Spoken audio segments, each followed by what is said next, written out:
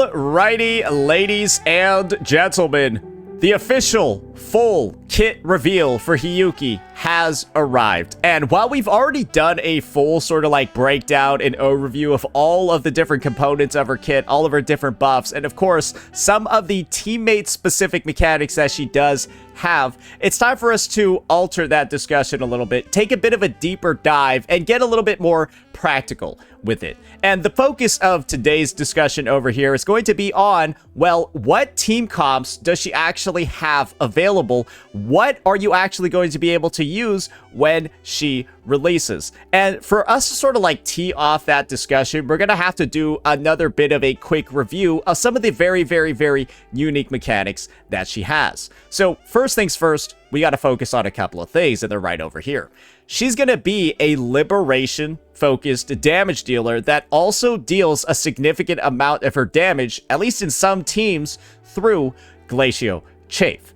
And so with those kind of like restrictions, or really those like typings in mind, there's one other thing that we're going to want to take a look at over here. And that's actually going to be her inherent skill, Find Snow. Because there are some teammate-specific buffs that she has very similar to Imeth, where when she has a teammate that either applies Glacio Chafe or Havoc Bane, herself included, she gains some additional stacks of Snow Rust. And these stacks have some different effects. The first one that Hiyuki can just get by herself because she applies Glacio Chafe is a 30% amplification of Glacio Chafe, or really Glacio Bite damage, followed by a 40% crit damage buff. This makes her, at least at a baseline, her personal stat gains that she gains are accessible on her own. However, when you get into stacks 2 and 3, this is clearly where a bit more of a negative status focus comes from. Where, with the second stack, anytime she applies Glacio Chafe, and she does it a lot in her kit, by the way, she'll also deal an additional burst of 102% Glacio Bite / Chafe damage. That's only accessible when Chisa is on her team. And with 3 stacks, Glacio Bite damage gains an additional 30% amp. However, this is not accessible, at least in the current version of the game, because you don't have a third character that applies Glacio Chafe or Havoc Bane as a whole. So those are just some of the restrictions to keep in mind as we begin this discussion. And I've got a couple of teas prepared over here, which in my opinion are going to be the best teas for Hiyuki, with Sanhua, the other ice sculpture maker in the game, kind of representing Hiyuki over here, listed from like the most effective ones on release to like kind of like goofy and probably unviable ones as we get closer down the chain. So clearly the best team that you're going to have available is going to feature Chisa due to her ability to increase negative status stack limits, which is what Glacio Bite's damage is going to be based off of, and the fact that having Chisa in the team is going to let you actually access the second stack of Snow Rust and deal that additional Glacio Bite damage every time Chafe is inflicted. And remember, Hiyuki inflicts a lot of that shit. The second teammate that you're going to have is, of course, going to be Linne, and one of the big reasons for that is Linne is able to provide 15% all damage amplification and then 25% liberation damage amplification. You can probably see what's going on over here. Linne is overworked. She is without a doubt one of the most valuable units in the game, and at least on Hiyuki's release, she's pretty much just going to be the best in slot on the Chisa team, specifically due to the fact that while she doesn't apply or give that additional stack, right, she goes ahead and provides a shit ton of amplification as well. And when it comes to Linne specifically, right, she also has some very powerful buffs, like 24% all damage increase percentage-wise from simply casting her Liberation, and that's very good. You're also going to get, well, Toon Rupture's damage bonus whenever a Toon Break is done, and then Linne also provides Toon Break Boost 2, which is going to increase, well, the actual Toon Break damage that occurs on the team as well. Combine that with the fact that Linne's best in slot Sonata set over here, Pact of Neon Light Leap, well, we all know what this one does. It gives a pretty massive attack buff of 30% when Toon Break Boost is available. And remember, Linne gives that herself. And then Hivatia just goes in and then gives you 10% all attribute damage bonus as well, making your total buffs to Hiyuki like 34% all damage percentage increase, followed by 30% attack, and then like Tomb Break boost too. You can kind of see how it's all happening. And then you combine that with either Static Mist for like more attack, or if you have Linnea's signature for some godforsaken reason, 24% more all damage percentage increase. You're probably seeing how Linnea is, without even being a negative status supplier or really supporting the negative status archetype too much, you're probably beginning to see why Linnea is going to be so good, even in the Chisa team. Then, if you have Chisa as well, and you also have Kumo Kiri on top of it, well, guess what? At max stacks, when residues in the team inflict negative statuses, they gain 24%. So that's 24% from Chisa, potentially. Plus her defense down on having Bane. I think she goes to like minus 10% defense. Then you got Linnea over here with 24% from her sig, or 15% from here from Static Mist. You can kind of see how there's going to be a lot of percentage damage increases that are occurring in this team. And again, despite the fact that you're not fully leveraging Snow Rust and all that negative status deal, well, guess what, guys? This is going to be her best in slot, and it is going to deal a lot of damage, and you will get a pretty solid level of performance out of this one.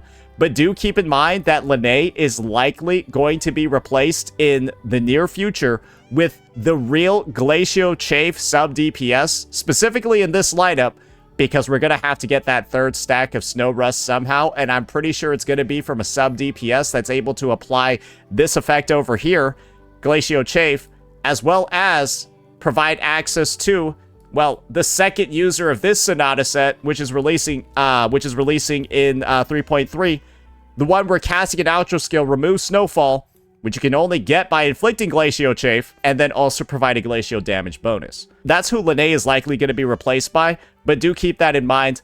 That's going to happen in a future version. And we don't know who's going to have that capability. A lot of people are thinking Lucilla. Probably would make sense considering that Lucilla and like Hiyuki are like butt buddies in the lore. But you know, it is what it is. Now though, you're probably wondering, say, surely Chisa isn't mandatory, right? Surely you're going to be able to have some different team compositions, some different options that don't involve me pulling a character. And if you have Linnea, chances are you also have one of Linnea's best teammates, and that is Mornier. And this team composition over here, I think, is going to be pretty reliable, pretty strong, and is going to be able to get the job done, even if you're not really leveraging any real negative status interactions at all. Because naturally, you're only going to have one stack of Snow Rust in this team. You won't get that additional Glacio Bite damage application every time Glacio Chafe is done, but you'll replace that with some other noticeable bonuses. Because we already know all the stuff that Linnea is able to provide, right? But on top of that, instead of like, you know, increasing the negative status stack limit, Mornier's going to have her 25% all damage amplification, her interruption field too, and probably the most important thing, because Linnea is going to be on the team in Rupture mode, the bonus from her interfered marker, which is going to increase the damage taken by enemies by a whopping 40%, assuming that Mornier has enough ER to actually make that possible.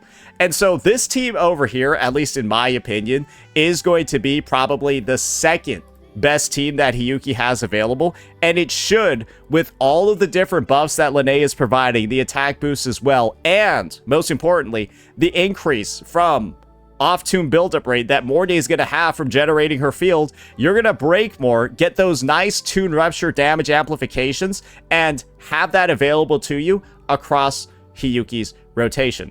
And, well, guess who's also rerunning in version 3.3? You're going to have Mornier as well.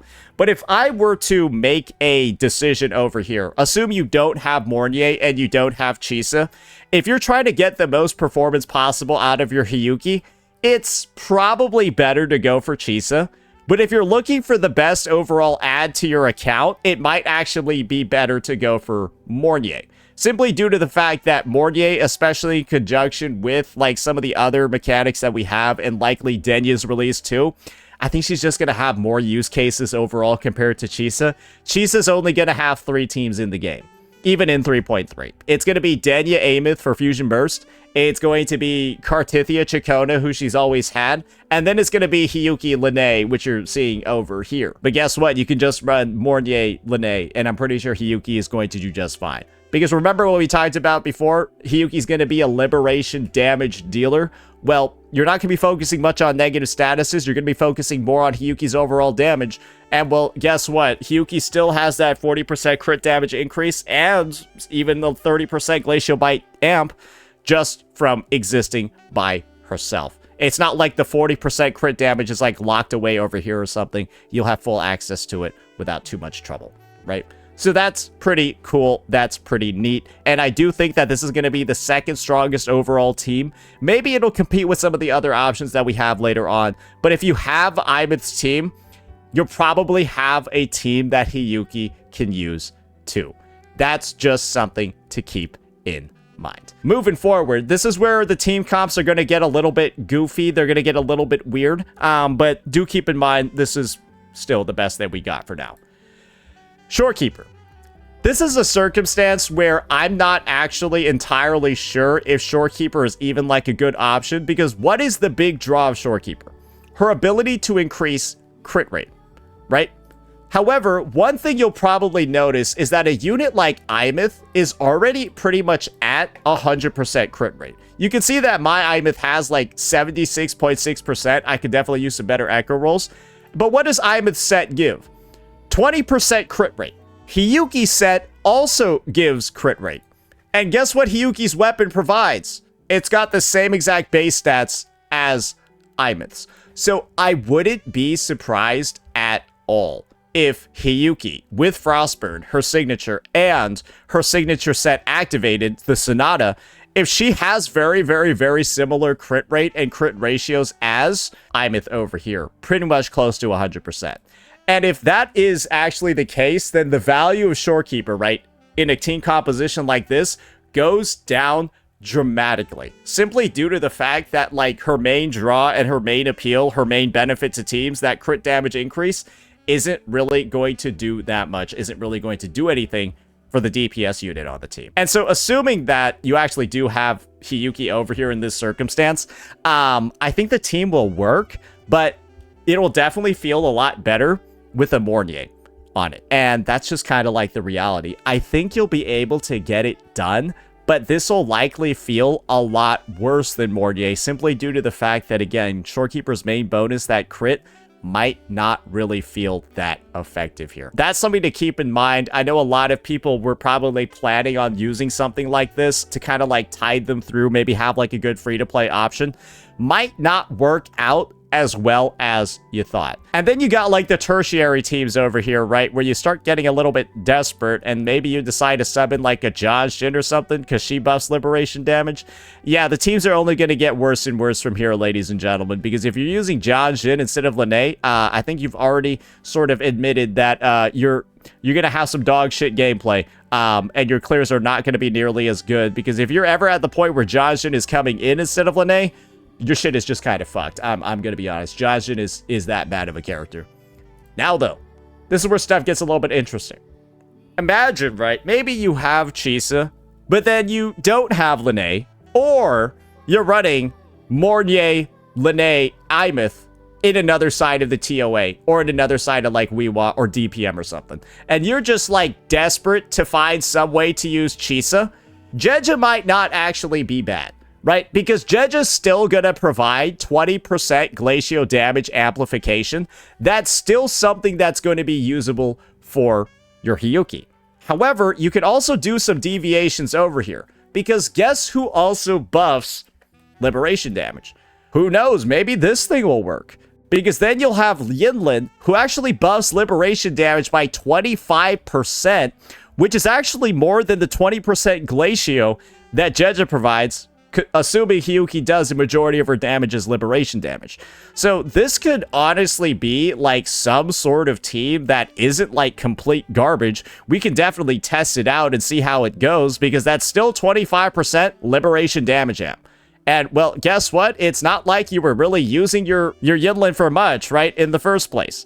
And remember, this is kind of like something that you can do if your Mornier and your Lene, right, are busy with another character, probably Imith in another team.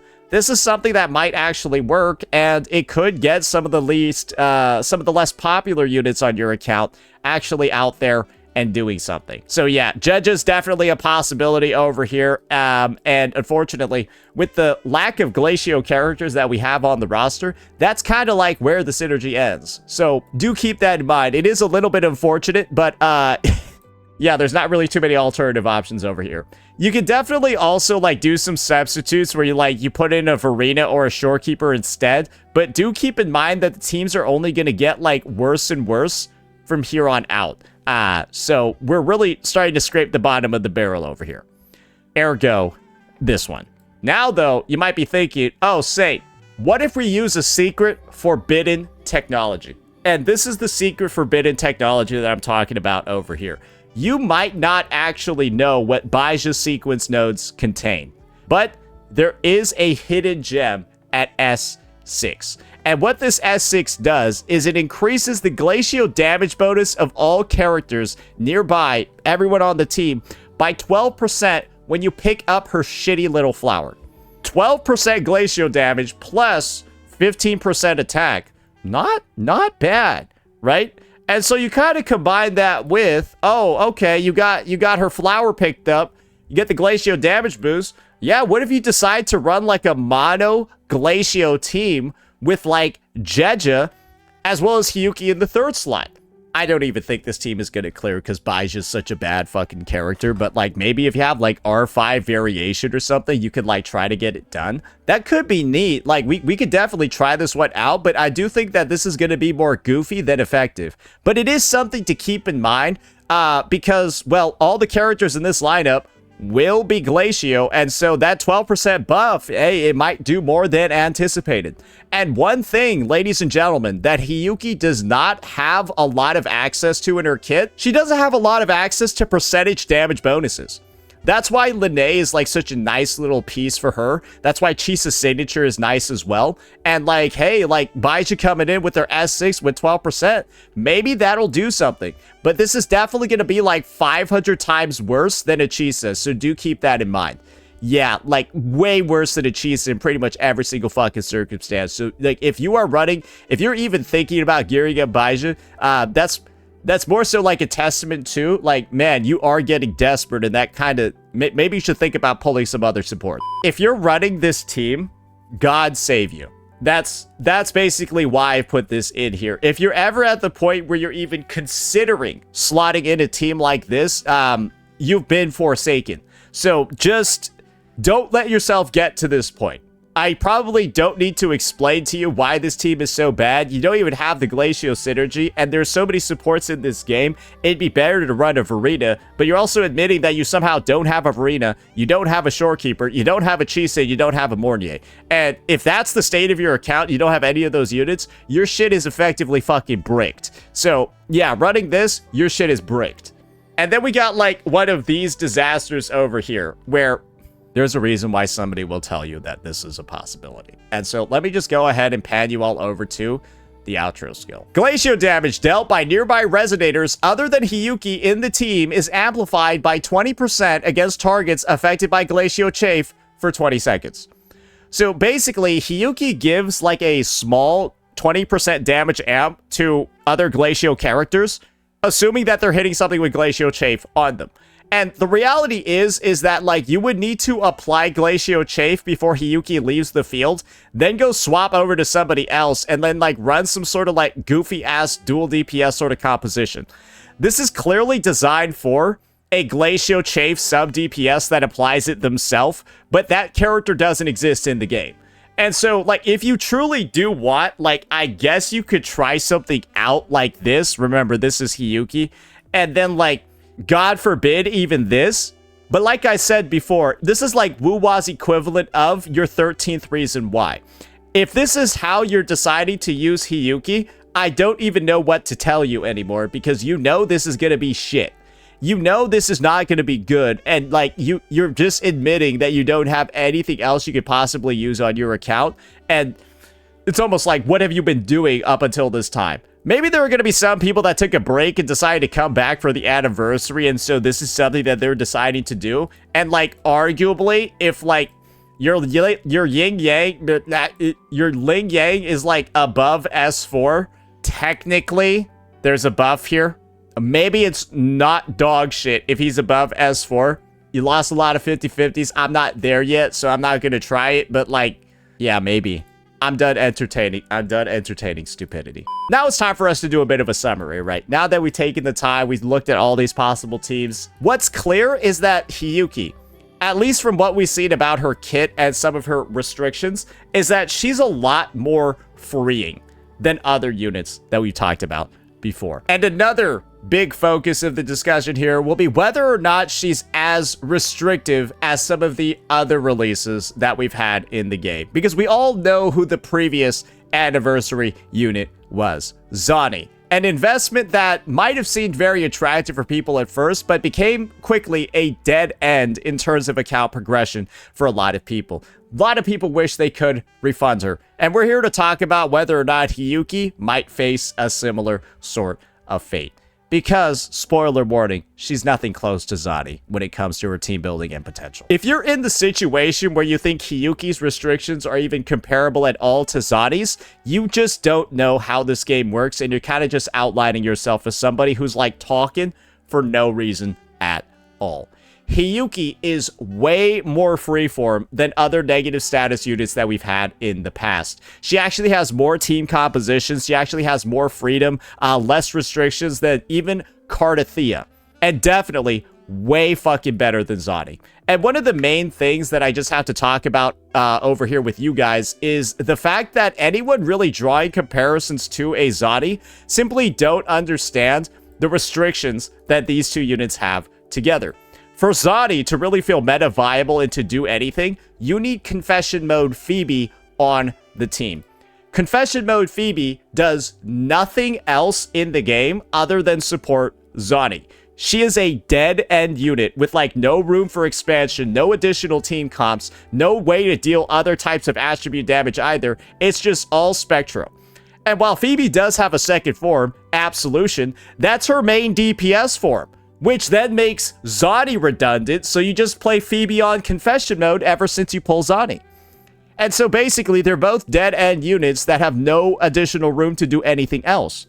And it's kind of the same exact thing with Cartethyia and Chakota. They both kind of need, or like Cartethyia kind of needs Chakota unless you're going to pull multiple dupes of Cart, and if you're pulling multiple dupes, then what the fuck are we even talking about anymore? And so, Cartethyia needs Chakota. They're kind of like stuck in Arrow, and that's like kind of like it. Cartethyia is never going to do anything else. And Chakota is only going to support other Arrow teams in the future, deal more Arrow damage. Hiyuki, on the other hand, does have that desire to have Chisa to gain that additional Snow Rust stack, but guess what? Let's just say you do decide to pull Chisa for your Hiyuki. Well, now you have Chisa available to support the Fusion Burst Imeth team, so now you're covering Fusion. Then you have Chisa to go ahead and round out the Cartethyia team, so now you got Arrow. And of course, you're going to have Chisa to work with your Hiyuki for Glacio. That's way more valuable. That's a bunch of different attributes, and you have 3 teams in 3.3 that Chisa's able to be worked with, which is a lot more than just the one team that Confession Mode Phoebe and Zani have when they're working out together. So anybody trying to say that like Hiyuki has the same level of restrictions as a Zani is completely speaking out of their booty hole. They got no idea what they're talking about, and they should be laughed out of the room because they're basically just admitting they're clueless about how the game works, and they're clueless about how team building in the game works as well. But there are still going to be a ton of people that try to do that. And the main reason, I think, is because of sunk cost fallacy. You got a bunch of Zani mains who are basically operating the same as farm animals, pigs in mud. And because they're embarrassed to be this dirty, bro, they just want, like, more people in the dirt with them, and they'll try to talk shit about how Hiyuki operates because of that. That behavior is ridiculous. That behavior is stupid. And when it comes to team building, when it comes to restrictions, I'm honestly of the opinion that Hiyuki is actually one of the more free-form ones we've had yet, and should be a very, very, very good addition, meta-wise, to the game that obviously doesn't break it completely, but also doesn't feel like they need specific tools to do anything at all. And I think Imeth over here has really kind of like paved the way, especially with her ability to be like a dual resonance form unit. Got that Toon Rupture team as well as the negative status team over here with Fusion Burst. And while the Fusion Burst team has been dog shit, really fucking bad, until the release of Denya, who's still going to be in the second half. At least she's got those 2 separate teams to work with. And to me, at the very least, having Imeth and both Hiyuki on your account, you're going to be able to sort of like flip-flop and switch around the units. And it's going to be a lot of value as long as you have those 2 characters you built out their teams, because they should be able to actually use their teammates very interchangeably moving forward. So if you have Imeth, you've been building her out, you've been thinking about her expansion, you're pulling Denya and Chisa too, then you're going to have a lot of room for growth in the future, and Hiyuki's going to be a great add to your account. But if you haven't really been engaging in 3.0, and you're maybe somebody that's just returning for the anniversary, you don't have Lene, you don't have Mornier, you don't have Chisa, you don't have any of these units, then maybe you'd like take a step back for a second and consider whether or not you're pulling Hiyuki, because Hiyuki's value grows exponentially based off the other units you've had before on your account. And if you kind of have like nothing because you've been taking a bit of a break, your shit might be cooked if you pull Hiyuki, because then you kind of are locked in for Chisa because you got none of her other teammates. So do keep that in mind. I don't think that she's like a great Giga free-to-play pull like many other units in the past have been, like Luke Herson and stuff like that. But if you already have a developed, well-fleshed-out account, Hiyuki should feel good, as she doesn't come close to as many restrictions as some of the units in the past. That'll be it for this one, ladies and gentlemen, talking a little bit about Hiyuki's team building and some of the potential problems she has. Definitely not at the same level as other units, but definitely let me know what your thoughts are regarding that. Peace out.